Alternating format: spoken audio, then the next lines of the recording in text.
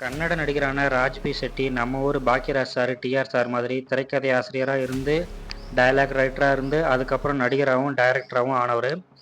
இவர் டைரக்ட் பண்ணி நடித்த கருட கமன ரிஷப வாகன அப்படின்ற படம் கன்னட சினிமாவில் டாப் கிளாஸ் படங்களில் ஒன்று.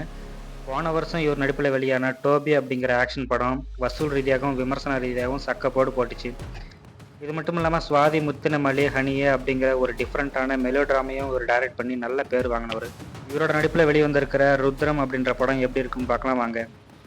ஓல்டு பாய்ங்கிற கொரியன் படத்தில் வர மாதிரி கதாநாயகியை கடத்தி வச்சு ஒரு ரூமில் அடைச்சி வச்சு அவங்கள சித்திரவதை பண்ணுறான் வில்லன். ஆனால் கதாநாயகியை அவன் தொடக்கணும் இல்லை, மன ரீதியாக அவங்கள டார்ச்சர் பண்ணுறான்.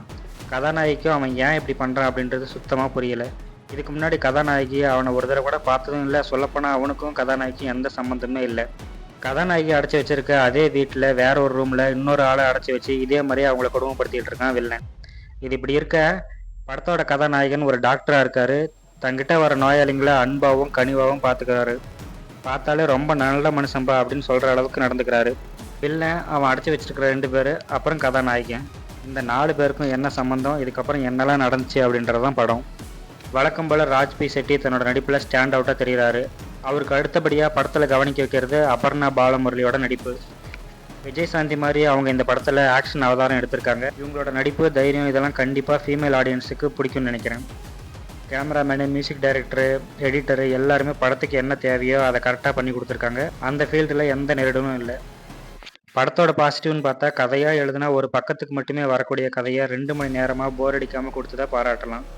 வில்லனுக்கும் போலீஸுக்கும் இடையில் நடக்கிற சண்டையை படமாக்கின விதம், எலியை யூஸ் பண்ணி கதாநாயகி தப்பிச்சு போக நினைக்கிற ஒரு காட்சி, வில்லன் கதாநாயகியை ஏன் கடத்தினா அப்படின்ற விஷயத்த கடைசி கிளைமேக்ஸ் வரைக்கும் சஸ்பென்ஸ் ஹோல்ட் பண்ணி கிளைமேக்ஸில் ரிவீல் பண்ண விதம், இதெல்லாம் படத்தை பாராட்ட வைக்குது.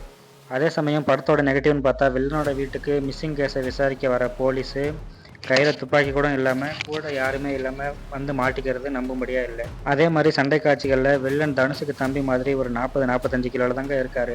ஆனால் ஹீரோயினி பார்த்தோம்னா நமிதாவுக்கு அக்கா மாதிரி 80-85 கிலோவில் இருக்காங்க.